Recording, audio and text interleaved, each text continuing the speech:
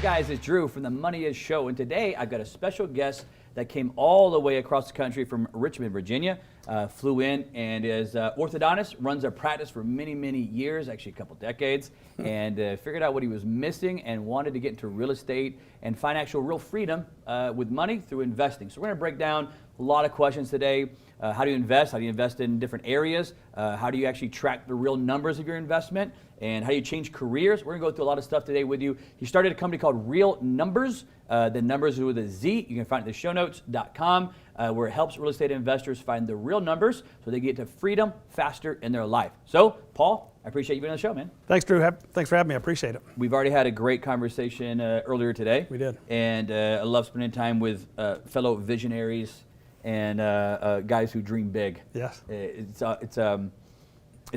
always, sometimes with a visionary, some of the funnest times is to get around others who think like you. Because sometimes you feel like you're the oddball out in crowds when you're like way over here and then everybody else is actually probably in the present, if you will. And so it's always fun to do it, man. Well, you get a bunch of them together, all the implementers start sweating, so don't know. That's true. Anytime Eddie gets around me, he starts sweating really bad, man. Right. And it's really fun. So look, I know you got the orthodontist practice that you did, and you did it for several decades. Well, 3 actually. Three decades now Mm-hmm. as an orthodontist, and kind of have the background there. And then I know you kind of launched really later in life. Yep. Kind of shifted, made some big changes here, not just in business or investing, but also of how money works. Yes. And the game of money and what you were doing, but the missing behind it. But before we get into all that stuff, I want to back up just a little bit for the viewers, those that don't know you right now. Give them a little background of what it was like growing up, Paul. What was it like? Poor family, rich family, entrepreneur family? What was it like? Well, typical middle class family. Okay. 2 other brothers. I was the oldest. Okay. So the enforcer of the group, All so right. to speak. And you know, you've heard people say our family put the funk in dysfunction. We were pretty good at that. Yeah. Family divorced. My parents divorced when I was about 14. Okay. But you know, in general, we're still a pretty tight family, and parents still get along great. And so I would say it's a great childhood. So you grew up middle class. Yeah. Family. Was it in Richmond? Yeah, right in really? Richmond. Wow. Yeah, I didn't get very far. You know how some Wow. people gravitate and move all over the world. Yeah. I went a few places and ended up right back in Richmond. So What about the other brothers? still in Richmond as well. Yeah. All Richmond, yeah. man. That's yeah. awesome. Yeah. And we did not marry our cousins. I know people you know, get Richmond, West Virginia. Virginia. Yeah, that is That's West West Virginia. I just want to make Virginia. that. My And- apologies to anybody from West Virginia. But yeah. And so I know you're in Richmond. You did the orthodontist there, but back to childhood just for a second. Did your parents were they kind of driving you to go to college or take a certain path, to go to college, get a job, or go start a business? What were Yeah, kind of driving? Well, you know, I don't know that it was ever discussed. It was assumed, I guess, that you would go to college. Okay. And my dad was a dentist and told me to go into med school. And of Okay. course, I never listened to anything he said. So you know, it's sort of similar route. But yeah, it was just not really discussed that much. It wasn't really a drive of mine. It was just an expectation, I guess. Yeah. I think that's how kind of mine ended up. It was almost just assumed. Yeah. Because both of my parents are school teachers. So I think Well, you didn't have a choice. Yeah, so it's like, well, you're gonna be a teacher. I mean, this is what you're gonna do. Right. And I really was just following the expectation Yeah. to a certain degree, and I was okay with it. It wasn't like I was mad at it or anything. And I graduated to be a teacher really, and then realized like, wait a second, what am I doing? Like you start like thinking through it early. Maybe where our paths were maybe a little bit different was I caught the questioning way early. Yeah. And you went through the questioning at the end of two and a half decades or so. Yeah, well, you know, I've always been accused of being on the short bus anyway, so that just true to form, I was sort of late to understand that as well. Yeah. So break us down now. Give the viewers a high-level view here. What do you do as far as your business or our real numbers? What is that 30,000 foot picture? What does it do? Well, you know, it helps real estate investors organize their properties or their assets, whatever real estate asset they have. Okay.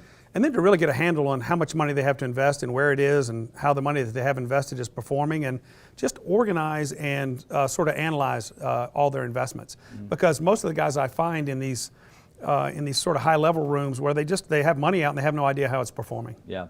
Kind of reminds me of, I do a ton of self-directed investing.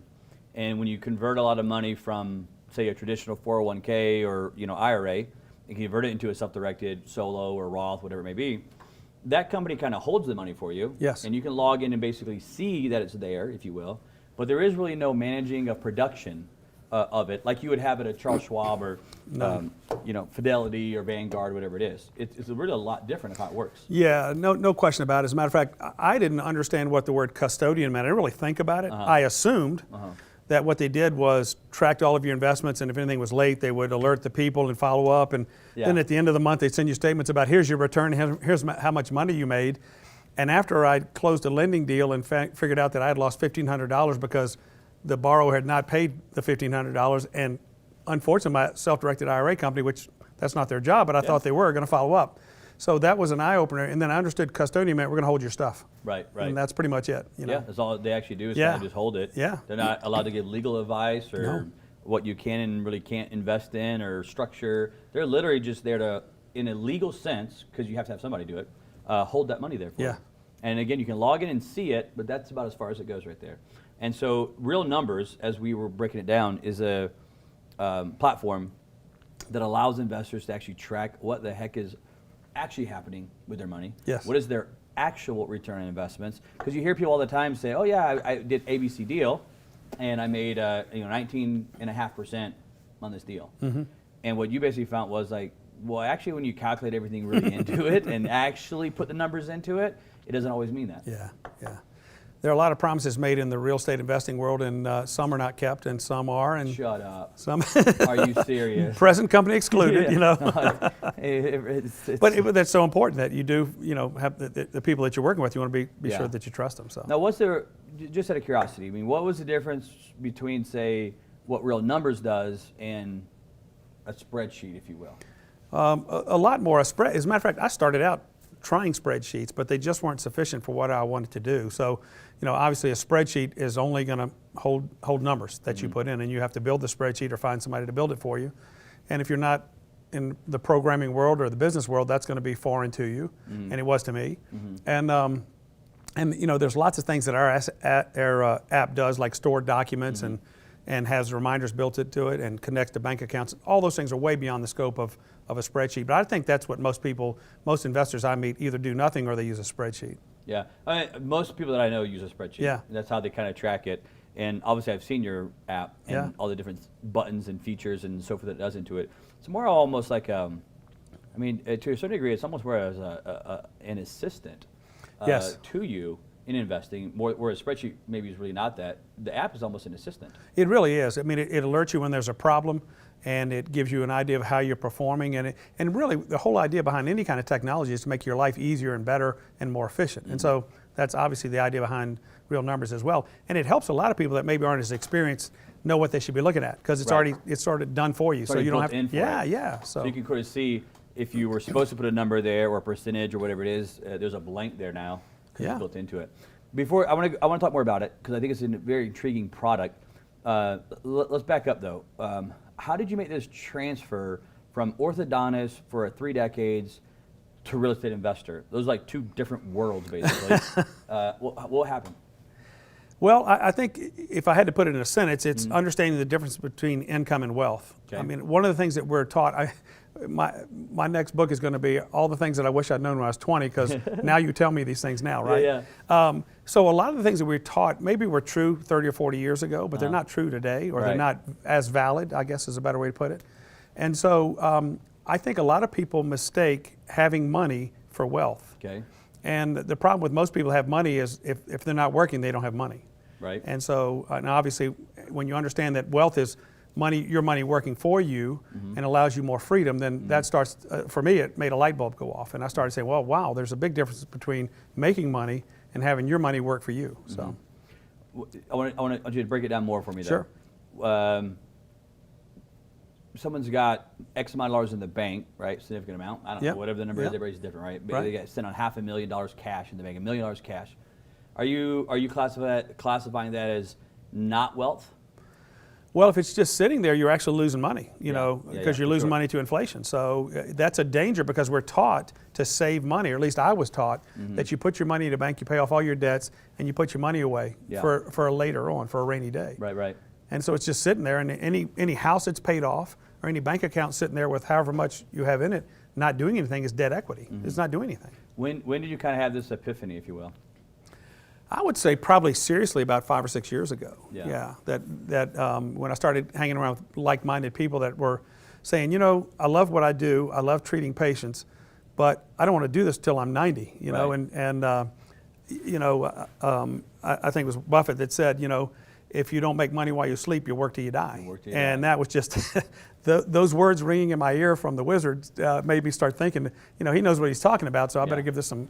So this is not a philosophy that you kind of grew up with. This was a philosophy that you were already an orthodontist, had your practice up and going for 25 years. Yeah. And kind of said, wait a second, I'm off on this right now. Yeah, well, I don't think I knew. I thought because I had a nice practice and I was making money and making a good living and had a nice house, all the things that people want. Yeah. That's great stuff, but those things cost you money.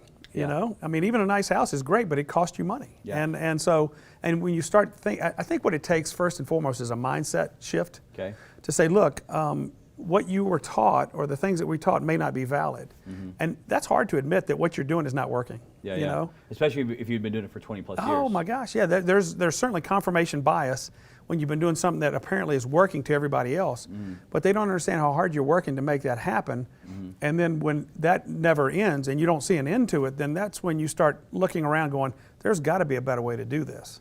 I find it so intriguing that, obviously I work with a lot of real estate investors and business owners, and I find it so intriguing that after 25 years, you already had a practice, you already had employees and staff and customer base and a house and cars and all the things that, like you said, people actually, like a lot of times that's what they want. Right. Like when they think about, man, if I could just have money, I'd have this. Right. And they're not always thinking like, I want a Lamborghini or a $20 million house. A lot of times they're just thinking that middle class or upper middle class or whatever it may be type of lifestyle that's just, maybe paid off or whatever. You had kind of reached that. Yeah, that's the goal. That was the only goal I had, and it was there. And I guess to say that the realization that it wasn't all there was, and that I was going to have to keep, they're called golden handcuffs. When you're making money, you have a nice living, you can't stop, right? Because that's what I'm trying to figure out, like the psyche behind. You had reached that point where that's what everybody was trying to reach. Sure. The majority of people, that's what they're trying to reach. You had reached it, and then somewhere you're like, no. And that psyche flipped and said, dude, this is not going to end well. And it must be what you're talking about. Like you're like, the golden handcuffs, and I'm going to have to work till I'm 90 to sustain. I remember one time when doing the math, where I was buying a beach house condo in Florida, and I was going through the numbers of paying it off and so forth, and it was like a big kind of retirement thing I was going to do, and I remember looking at it thinking, okay, even if I had this entire thing paid off and free and clear, I was still going to owe like $3,000, $3,300 a month of outgo for like, the insurance and the HOA fees, and there's massive HOA condo fees there and stuff. And it's like, even if the house was paid off, I was still $3,300 burn rate just for a paid off house, basically. And then think how long you're going to use it or how often you're going to use it too. Yeah. And that's when you start thinking like, no, I just don't need, if I just had a stack of cash sitting right here and I had a burn rate of whatever the number is over here, $6,000, and this is what I was using to pay for that, it's only a matter of time before this right here runs out. Well, and I'm stuck over here again. Well, that's the fallacy in what I was taught, and that it was to mass a pile of cash or capital, put it in the stock market or save it or whatever, and then hopefully don't spend it all till you die. I mean, it's a race against time, right? The money. Yeah, exactly. But the thing about that journey that's so weird is that as you are trying to die before your money does. You can stop and think about it. Yeah, that's depressing. You're like, come on, baby, please die before. Maybe today's the day. Maybe I can do it today, and I'm going to die today because I still have a little bit of money. And then the thought of it is like, as you're doing that process, to me, you're living in a super stressful world. Yes. If you think it was stressful working and living, think about it when you get to the point where you can't really work, you can't have more income, there's not another chance now, and this is all you got. Think about the level of stress of like, okay, I'm not gonna buy this, whatever it is, right? Because I gotta. What if I end up living to 90? What am I gonna do then? You know what I mean? It's like, dude, how stressful it's that not. be? Well, not only stressful, it sort of belies the name golden years, doesn't it? Yeah. And your whole goal is to die before your money runs out. And again, you even think about it from the standpoint of like grandchildren and so forth. I mean, obviously, I think the majority of all grandparents want to do unlimited stuff for their grandkids. They do, yeah. But if you're trying to plan to have this money sustain you until death, Dude, that's a tricky road because like I want to take my grandkids to Disney World. That's going to cost me like $4,500. Well, I probably shouldn't do it then. Yeah. That's a scary world. Well, knowing the trick in Disney World, they spend 4 times on what they planned to spend Yeah, too. of So course. They just try to get you in the low number. It is. You know, there is this thought of, you know, I want to leave something for my kids. I want to have some kind of legacy. Right. And then there's this thought of, oh my God, I don't have enough to live on, Yeah. and that really is the problem, I think. So you're in this orthodontics. You see this epiphany in finances that you figure out your cash flow income has to be higher than your burn rate, or you're going to be screwed forever, basically. Sure. And now you make this decision to go more into real estate. Why real estate? Well, that certainly seems to be, well, I guess for 2 things. I would say the closeness of the deal. Okay. You know, in other words, there's a lot more control in real estate than there is in the stock market. Okay. I mean, people making the decisions in a stock market are so far removed from you, have no idea who you are and could care less who you are. Right. Because they're only working for them. And so there's a lack of control there. You have no control over the market conditions. You have no control over anything. You're just a pawn in the game. And I didn't want to be a pawn, you know. Yeah. And the other thing we talk about retirement, if you want to call it that, or your next life or the golden years, is you really don't want to have a drop in lifestyle, right? Yeah. I mean, because that's the problem is if you live that old model, you're going to have a dramatic drop in lifestyle. Well, not only do you Disney, but maybe you don't go out to dinner, you know, but once a month or things like that. So that's really not the golden years as we say. So I think it's really important to start thinking about that. The sooner the better. So happy and excited that my 20-somethings know the deal already. So which I wasn't taught that. 20-something mean your kids. My kids, yeah. Your kids now. Yeah. So you made a shift into real estate. I want to ask you a question here, maybe a little bit of for the viewers, maybe a little bit of how-to here. But how would you say, you know, you left this kind of world of being a orthodontist, or even was doing it, keeping it going while going into real estate. How would you tell someone to kind of maybe some points here of how they would buy their first investment? So buying the first investment, I think property in real estate. Yeah. I think there's really 2 important things to do. One is find somebody that you trust. Okay. And then make sure that the deal makes sense. So vet the deal maker, and then vet the deal. Vet the deal maker. Yep. Whoever's putting the deal together, Yep. the salesman, if you will, Yep. sales lady, Yep. if you will. Vet the deal maker, and then vet the deal itself. Yep, that's right. Yeah, 2 really, really good points there because, especially if you're new to real estate, right?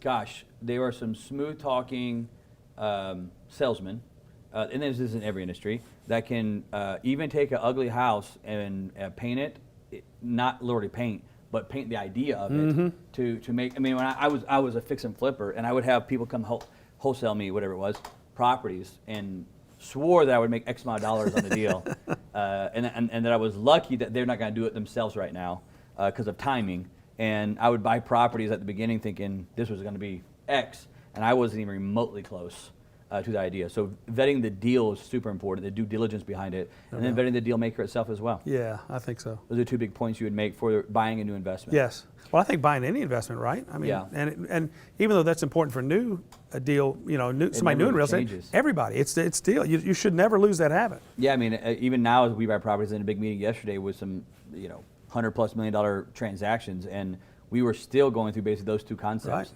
Right. The deal maker, who's putting it together, how's that structured out, what's the roles, and then the second piece was the deal itself. Like, let's lay this thing out and break it down there for us.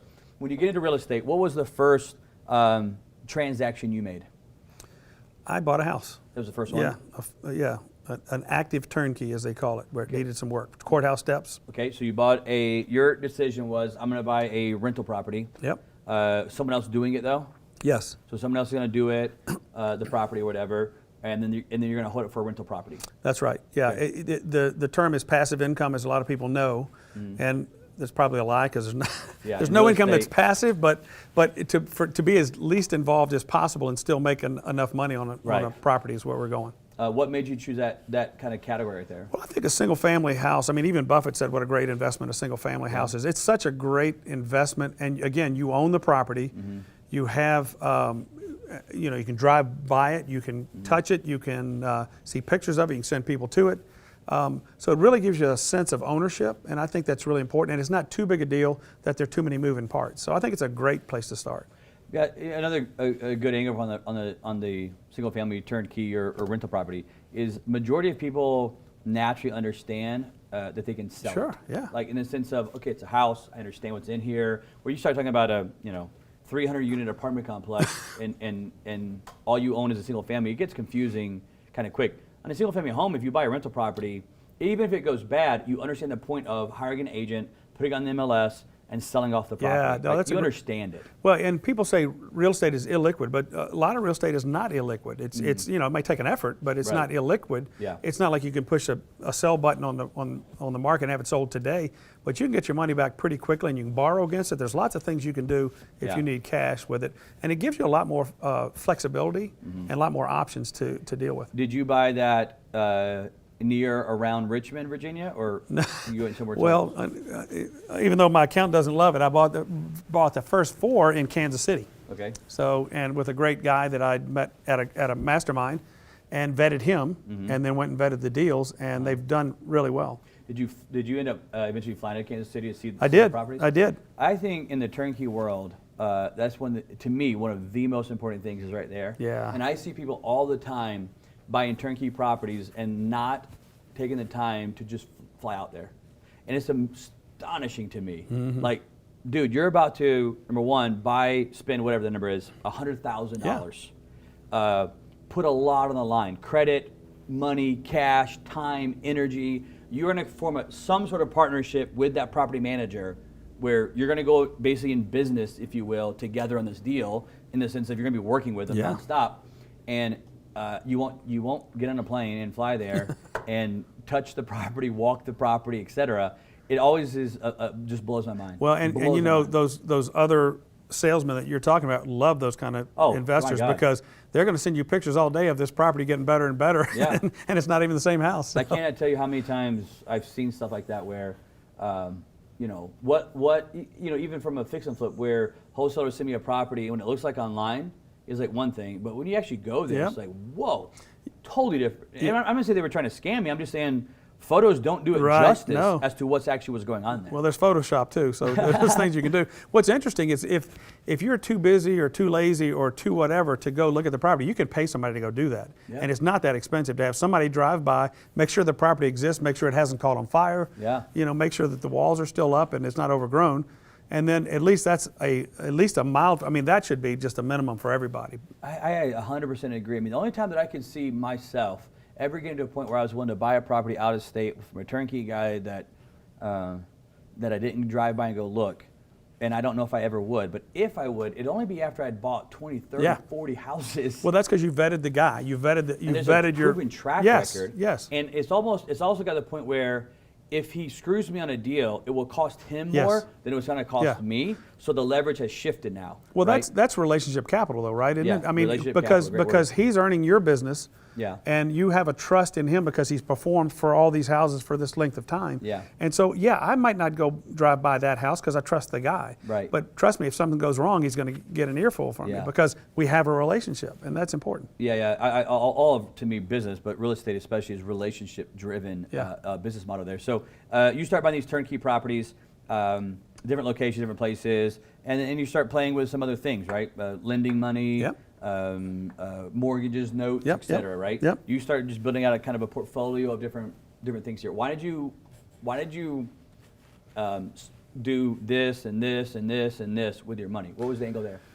Well, you always hear the term in real estate diversification, right? Mm-hmm. And I think it's possible to be diversified and stay in real estate products, if that makes sense. Yeah, and I think there's an appropriate thing for different times, right? Because buying rentals in the last year or so has been kind of tough because we're supposedly at the top of the market. So, so maybe and a lot of real estate deals are made at the purchase, right? Mm-hmm. All the rest is just sort of superfluous. So there may be a time where holding paper, it makes a lot more sense, or lending to people that you have vetted and know is a way to get a higher yield. But again, your money's at risk doing that. You have to understand that. And so you put it out, it's in play. Yes, and so in a mortgage note, you're buying something, and something's coming back in return. So your money's coming back to you.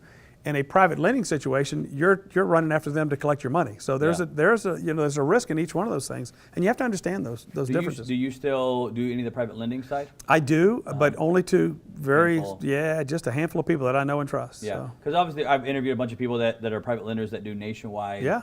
I mean, and they'll do 300 houses a month. They'll fund, right, with using OPM. Sure. Right. But I've always enjoyed the small. I've got a bunch of money out right now with a handful of fix and flippers. Well, it's fun to watch the progress that they make, and and when you're using OPM, you should care more about their money than you care about your own. So if I wouldn't go do that with my own money, then I don't think I really want to go around the country doing that either. Because if they lose the money, if I'm trustworthy, then I'm gonna step in and make it right for them. Well, if I'm parting way past what I own, you better be careful. Because you come to the point where you cannot make it right Well, anymore. and that happens a lot in syndication. I see guys that do a syndication, they have zero money in the deal, and that makes me nervous as heck. Because what does it cost them to step away? What does it cost them to step away from a deal that's going bad? While you lose $100,000 or $50,000 or $200,000. Yep. That to me is just an immediate red flag. Oh, it's a huge red flag. There's 1,000 ways that people try to justify it and having the GP and LP say certain things, but to me it's like, I'm good, man.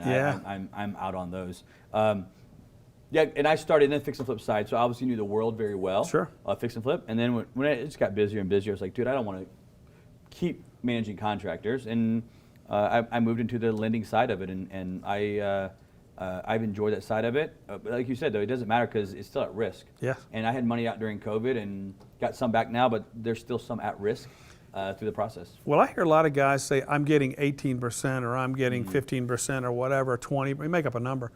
I said, dude, you have not made that money till your capital comes back. Oh, yeah. I said, you understand that. I said, I have seen too many people getting a few interest payments or getting their points up front and then nothing else happens, and you've lost a boatload of money. So yeah, for sure. So you were doing all these deals. Here's what I'm going to get to. You were doing all these different types of deals, right? You got rental properties across the nation. You've got loans you're doing, syndications, and mortgages and notes. Okay. Sure. And as you're doing it, you actually created a bigger problem for yourself.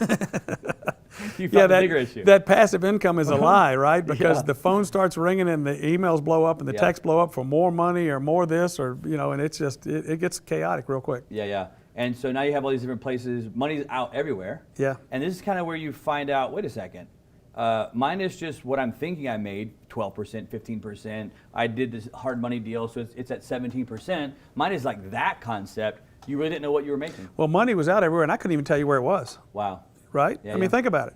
I mean, unfortunately. You were still a orthodontist at this point too. And I still am somewhat, but I mean, back then I was full time, and that takes 80 hours a week. So then you're trying to do this on top of it. And so you either get, no sleep whatsoever, or you just start to trust people. See, I think one of the problems that professionals have is if we have a patient in the chair, we're going to do whatever it takes to make the situation for them right, even if it costs us money, even if we lose money. It's just, that's the way we treat people because it's our reputation online, and we care about our patients and we want them to be happy. Right? Yeah, you do. And then we turn around to the real estate world and expect to be treated the same way. Right. And we're shocked when somebody takes $100,000 from us and we never see them again. Right. Right. And I just think we have to have a different mindset when we go into the business world. And so this due diligence piece is a piece that I swear to you gets skipped way too often. And I can totally see how professionals such as doctors, dentists, chiropractors, et cetera, which is your world, right, have that trusting ability. Well, think about the model before. Most of us were taking all of our money and handing it to some dude who maybe has a Series 7 license or not. Maybe, who knows? Maybe he's been doing it for 3 weeks and he's gone through the training, and we're giving him our money and we don't even ask any questions. Yeah. Now some do. I mean, not everybody, but I mean the majority of us, I think, just give money to him because he told us he's going to make money for us to take care of us. We have no idea where it's invested, how much it's making, and then we're shocked to find out that it doesn't make any money. Now, has his salary ever gone down when he's investing our money and making good or bad decisions? No. Right? So. Yeah, it's unique because so many people, my family included, there's no difference, but so many people throw their money into a pot with ABC company stock brokerage, and literally couldn't even tell you who's managing their money. Yeah, couldn't even give you the guy's name or a lady's name. So they turn around and do the same thing in real estate, where they just give money and then there's no more accountability than what they had with their stock market portfolio. And so they're holding no one accountable, and they're not even holding their money accountable. And if you're putting your money to work and you're not holding it accountable, that's just like hiring employees and never checking on them. Tell me about what caused the birth of Real Numbers. I would say, what's funny, when I first started investing in real estate, man, for about 6 months, I just felt in control because I wasn't handing some guy my money going, God, I hope this works out, right? I had houses, I had notes, I could see it all. It was great. Touch it, feel it. Yeah, and it was feeling great. Then all of a sudden, after that grace period, that honeymoon period, the emails started coming where we need more money or we need this. And to be honest with you, at first, because I'm busy, I just started wiring money. Not a clue, not a challenge, just okay. Yeah. Again, trusting, because I didn't understand. I just was ignorant of what was going on. And as a matter of fact, I tend to be a piler, so I just had piles. People have messy desks. I had piles of documents on our pool table. Right? So obviously I wasn't playing any pool. And then my wife at least had the forethought to put them in folders and put the title, the address of the asset on there. So all right, so we're getting organized, right? And then all these other calls come in, and then chaos breaks loose. And as I look back on it, I lost thousands and thousands of dollars because I didn't understand what I was doing. And not only did I not understand what I was doing, I didn't even bother to check. Right. Because I just thought, just like the stockbrokers, they were taking care of it for me. Yeah. This ABC person, I never had this thought because I started young in real estate, so I never had this stockbroker that was managing this money. I never just gave him my money. Well, I can give you some names if you want to try it. Yeah, I'm good, man. But because I've never kind of went through that thought, but dude, I can totally see it now. Yeah. Of where it's for 20 years, I just gave him my money, and it was a complete trust relationship. But we're taught to do that. That's what I want you. At least my generation was taught to do that. Yeah. I mean, make your money, save it, and give it to a guy that's going to put it away for you. And then when you found a flipper that said, "Give me this 180 grand, I'm gonna go fix and flip this property. We'll pay you X or split, whatever it is." The natural instinct is you treated that investment just like you treated your stock investment, which was throw it over there and walk away from it. And you did the same thing, assuming that investor and that investor were kind of the same, but at least that one is actually, because of there was a massive Edward Jones or whatever it is, great company, not against them. Right. They're organized and they at least have a quarterly statements that go out and so forth. Over here, you don't really get it. Well, just think about it. I would think if I was a fix and flipper, I would just love a professional with money. Yeah. Because they just give you the money. They give you the total amount of the money. I mean, they don't even have any kind of ratio. They'll give you the whole amount. Wow. And they will not hold you accountable, right? You think about so we call ourselves hard money lenders, right? Right. But that's a joke, because a real hard money lender is going to give you your money in bits and pieces. They're going to charge you to come out and look at it. They're going to charge you points every time you get another. I mean, and we're like, and so they would love us. Sure, we'll give you 15%. Why not, Yeah. And it's because there's just nobody bothering you, right? Right. So you were doing all these deals, and this is where Real Numbers is birthed, because you got stacks of paper everywhere, deals everywhere. I had a portfolio leaking thousands of dollars, and I didn't know it. You didn't even know where it was. I didn't know it was a problem. Yeah. And obviously you can start to see how all the other investors out there that kind of were doing the same thing are in the same boat. They are. Same boat. And I'm really thinking about self-directed investors right now. Oh my gosh, yeah. And self-directed, you have even less people watching, because the custodian, again, is holding your stuff and making sure you don't make a trade that's prohibited, or a transaction, and that's it. Yeah. And there's nobody watching the money at that point. None whatsoever. And I mean, and I just had a different concept of what a self-directed IRA is. Now, those are the most powerful tools, and everyone should have one, right? Yeah. I mean, I do my whole business off of it. Yeah, and there's even a version where you can direct it yourself, but that's even less control. That you better darn well know where your money is and how it's performing and what it's doing. So what does, when you built Real Numbers to try to track these properties, break me down a little bit of maybe from a high level, those that are watching and haven't seen it before, what is it actually tracking? Is it a property management software? What is it actually accomplishing? Well, to be honest with you, I built it for me. Okay. Right? And then I realized, looking up, that everybody had the same problem I did, right? Yeah. And so then I thought, well, heck. And then friends of mine asked me to use it, and they said, this is awesome. You should make this a deal. And I said, okay, cool.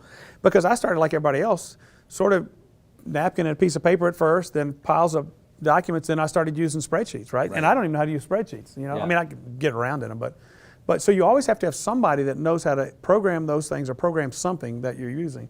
And so we just that gets to be too big a bar. So we just say, I'm not going to do it. I'm just going to not do it. Right. And we kind of walk away from the problem because it's well, we just forget the problem. We ignore the problem and just keep going, like it's going to all work out. I think they call it the ostrich. The ostrich mentality, stick your head in the sand. Yeah. So with Real Numbers, will it tell me at the end of the year, if I've entered everything into this property, ABC rental property, will it tell me what my real IRR? Yeah, well, see, not only that, but don't wait till the end of the year. See, this is the problem I see with even the big operators, right? They look at cash flow month to month, and that's all they look at. And at the end of the year, when they have taxes due and all that, they start looking at other analytics. So let's say you get to the end of the year and you see you got 3 or 4 dogs in your portfolio.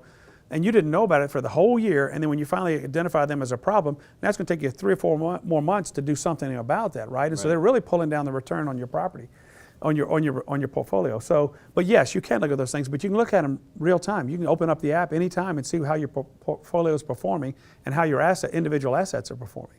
Yeah. I mean, I'm just thinking about all the investments that I have and putting them in. Because there's really nothing like this product that's out there right now. Yeah, no, there's a lot of software out there to help you acquire properties and acquire assets. There's almost none that helps you manage those properties, unless you're a landlord, right? And there's because you say manage, the natural, if you don't understand what your software does, manage makes you think, well, yeah, there's software that manages software, but that's not what you're talking about. No, because even those guys that are doing that, they don't have a return on what they're doing. Yeah, you're talking about it's managing the asset and the return on that asset. Just like think of Charles Schwab. Think of it as Charles Schwab for real estate, right? In other words, you know where your money is, you know what it's invested in, you know what kind of returns you're getting. I think that's the best way to put it. Yeah, exactly. That's a great way to put it. But there's other functionality to it. So, if I ask you just maybe a question I was thinking about earlier was that viewers are maybe sitting there going through is like, you take someone that's like you that's 25 years in a career. There's people watching right now that are 10, 5, 15, 20 years in a career, and that same realization is coming to them where it's like, oh man, I might have made a mistake. I think I've done this wrong, and I got to make this major shift. What would you tell them as some takeaway points here of how do you shift your career later in life? How do you shift your career? Well, I'll just start off with there's really 3 points that I would make. Okay. One is to find a problem to solve, but not only find that problem, find something that you're passionate about, right? Okay. I mean, passion I think is so important. Yeah. 2, surround yourself with great people, right? I can't know everything there is to know about the real estate industry right now. I mean, versus somebody like you that's been in it since you're 20, right? So you have to surround yourself with people that you trust and that know what they're talking about. And then they can teach you along the way so you can partner. I mean, early deals where you do a job with somebody is great. And then, of course, the third thing is just don't think about it. Do something about it. Take action so that you actually put something into practice, because the best teacher is experience. Yeah. Those are to the point, but direct. It's like, number 1, find problems you want to solve. Yep. Number 2, get around those that are solve those problems like you're trying to Absolutely. solve. And then number 3, just freaking go take action and go do something. Amen. Inside of it. If we took a second here and kind of broke those down, you made one. The first one you made that you brought up was find a problem you want to solve, but you also said you talked about the passion side of it. Yeah. And I'll never forget when I was growing up, my dad being a teacher, talking about what are you going to do in life, and and again it was almost expected to become a teacher, but he would talk to me about what do you want to do, how do you want to do it, whatever it is. And he cut this magazine article out for me. I've never forgotten this. I was 12 years old or something. Little magazine statement that he handed to me. And it was basically a statement that was just talking about find what you love to do first. And then solve those problems. Because all life is, when it comes to work and business, is solving problems. Amen. That is all it is. Yep. I get paid to solve problems. Yep. Well, no matter where you work at right now, right? You work at FedEx. You know what you're doing? You're solving a problem. If you're a delivery truck driver on FedEx, the problem is this box has to go to that address and someone's got to get it there. That's the problem. Yeah. You're solving it by saying, I'm willing to drive this box to this said property location.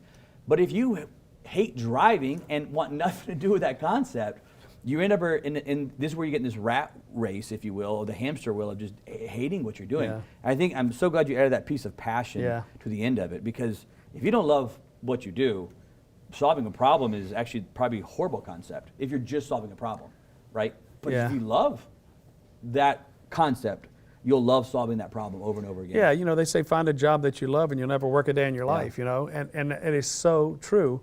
But there's so many things out there. If you just open your eyes, there's something waiting to be solved all the time. All the time. For me, as an orthodontist, I'm a problem solver to begin with. That's just my nature, right? People come in with a problem, I look in their mouth, figure out what's going on, and come up with a game plan. And then we're off to the races. And when it's done, now we both celebrate the great result that we got, because it's a team effort, always. Right. It's always a team. And then when I turned and looked at the real estate world, I said, I had a bunch of problems. Yeah. And I didn't think that everybody else had the same problem. I just assumed, again, that assume word, you know what they say about assume, right? You will make an ass out of you and me. I just assumed that no one else had this problem but me. Right. And it turns out everybody's got this problem. Yeah. That's what, when we had some guys that were investors and friends, and I showed them what we had, they said, man, this is awesome. Dude, you have got to get this out. And so that's been my mission. And so my passion has, although I've loved orthodontics for all these years and still do, my passion has turned to real estate investing to help people learn how to do that properly. But also, if you don't know what's going on, you got the same problem that you had when you were giving money to some guy from Schwab, right? Yeah, same problem. Or any of the other companies. As you, kind of last point on this one I want to talk to you about, number 3, which is just a basic freaking concept. Like as basic as you can get It worked for Nike, right? But I don't know what to say. Like, that's the answer, which is you're saying in point number 3 is like, just go freaking do it. Where do they say the most expensive piece of real estate? Isn't it a graveyard? It's that's where all the ideas that somebody had that never took action go to die. Yeah, go to die. And it's amazing how many people, and I get it, I've done it myself, I think everybody's done it before, but you just have to go. Yeah. You're not going to learn everything about everything. You're not going to somehow find some magical book that has every answer inside of it on that topic. Well, it doesn't exist. I'll tell you what's so hard, and it was even more difficult for me because I'm a guy that likes to know what's going on, right? I'm that analytical guy, and I am an expert in my field. And now I'm going to turn to something that's brand new and take action with money. Now, here's the problem. I don't think people think about this, but let's say you invest. Let's say you invest $50,000 or $100,000, right? You're not really thinking about how much money you had to make to have $50,000 or $100,000 of a disposable income, and then you just throw it to somebody like it's a hamburger, right? You don't even, it's not precious to you. Because if it was, you would be doing these things, right? We say it is, but we don't do anything about it. We don't have the actual value. Somehow or another, we have disengaged when it comes to money of what the real value of the money is. And I think, to me, it always goes back to a simple concept that my dad's side of the family was all electricians. Yeah. And somehow or another, I put this correlation together one day, just from all the teaching of money that I did, and it was that when people look at money, because it's paper and it's printed and we kind of know this now and it's no secret to it, right? There's no gold back. The value of the money is just the 50 on it or the 20 on it or whatever it may be, and it has that value. But in reality, money represents energy. Yeah. And it represents how long did you have to work in that person's teeth or on that person's teeth to be able to create said $100 bill, whatever it may be, right?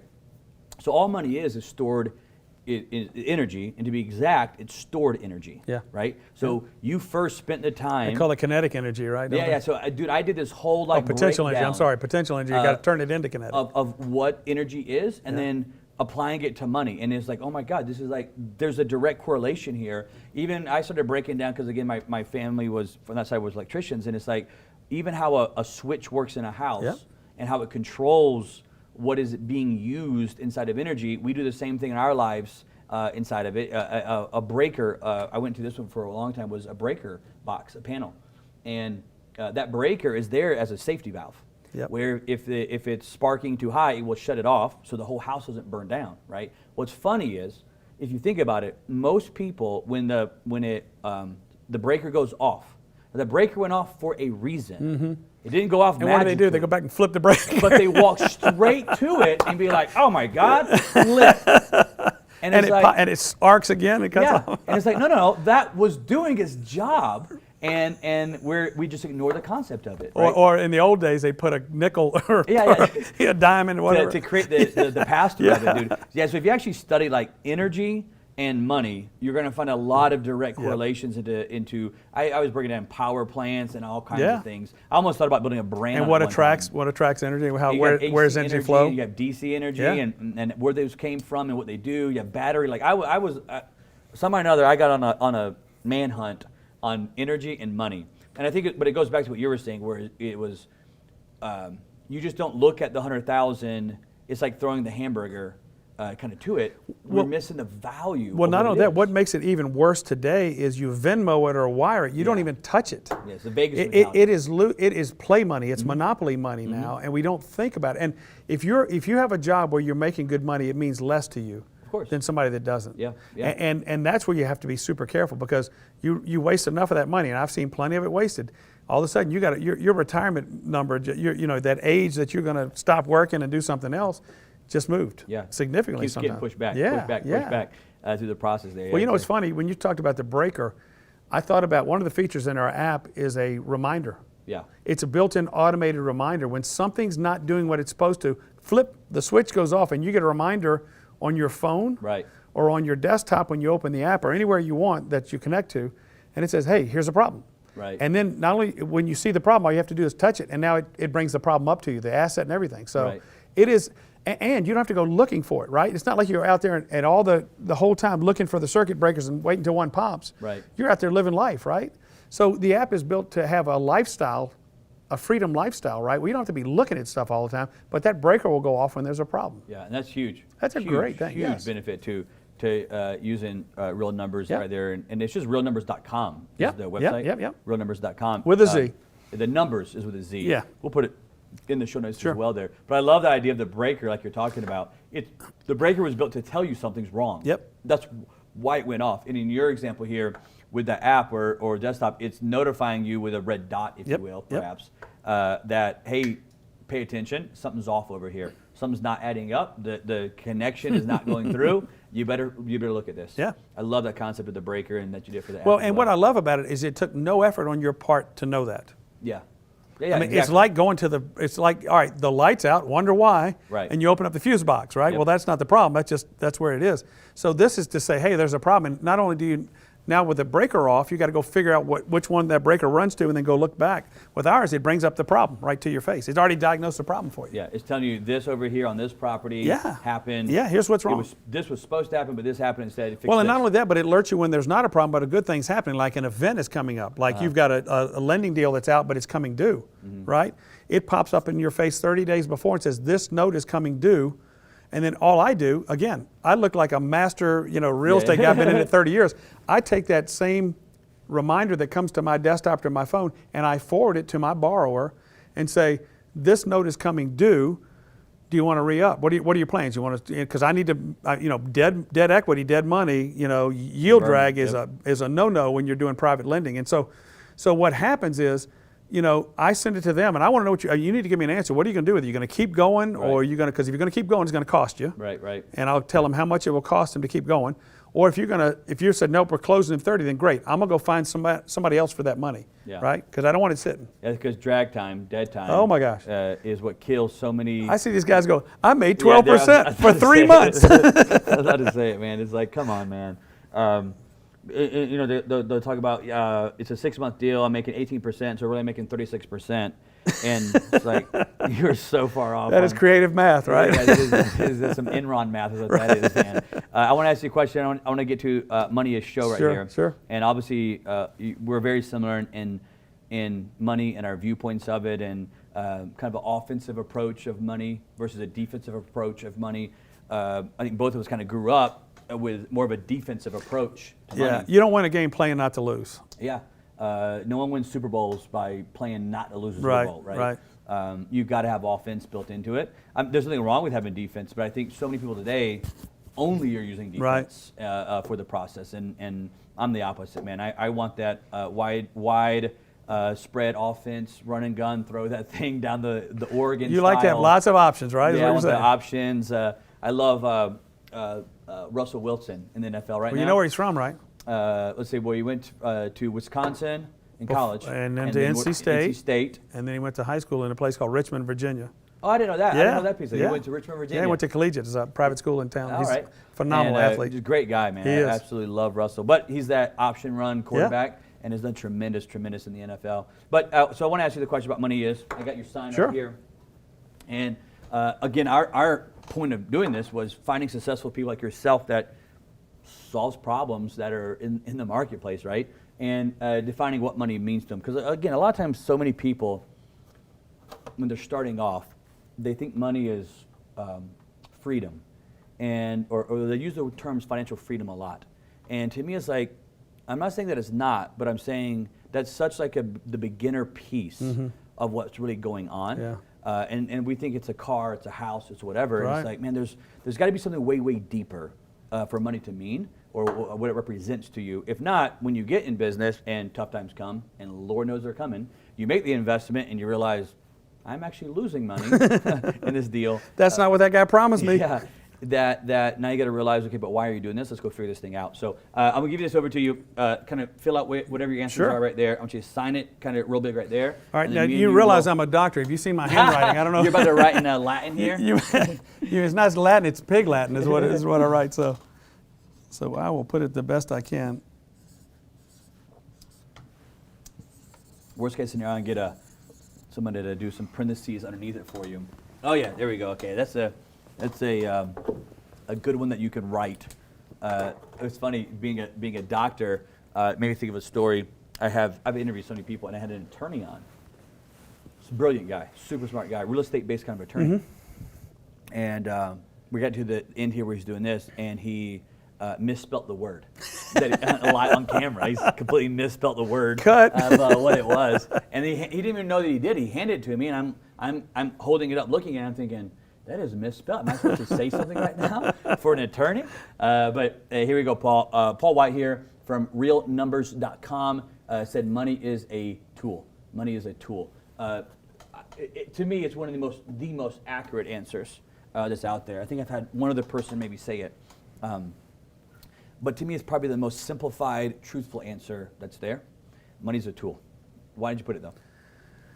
Well, I almost go back to the robber barons of the beginning of the 20th century. And Rockefeller said, if your goal is to get rich, you'll fail. Mm-hmm. There's so much more to the word freedom or all these other things, and money can be a measurement of your success. Mm-hmm. But it's just a tool to think of. I mean, if your only goal is to make money, again, like Rockefeller says, you're going to fail. But if you think about what you're trying to accomplish, it's a way to help you get there along with other things that you do. Yeah. It's not the be-all, end-all. It is not. And you can tell lots of people that are wealthy that are miserable and have all kinds of other problems, that money brought problems. They'd be better off being broke than having money. Yeah, for sure, dude. There's money is, in my opinion, will never ever represent the word success. But it's what we're taught, isn't it? Yeah. I mean, you taught, well, this person has money, he must be successful. Yes. And if you feel that way, you've totally missed the point. Money is not representing success. Money could be representing that you are really good at that thing, whatever that you're doing. It kind of more of a scorecard. Yeah, if you will. that's exactly what it is. And it can represent that it's the ninth inning of the game, and you're up by a lot, if you will, on the baseball terminology there. But money has to be used for something. Yes. And I think that's where people miss it at. You know what I Yeah. mean? And again, I'll say that's what's wrong with the defensive approach. Yep. Is that they're trying to store it and hold it and store it and hold it and store it and hold it like they're a friggin' chipmunk waiting for the winter to Cheeks come. are out there. Yeah. And it's like, but don't you want to enjoy Yes. what you've accomplished? Yes. Like, don't you want to enjoy everything? You got one life to live here.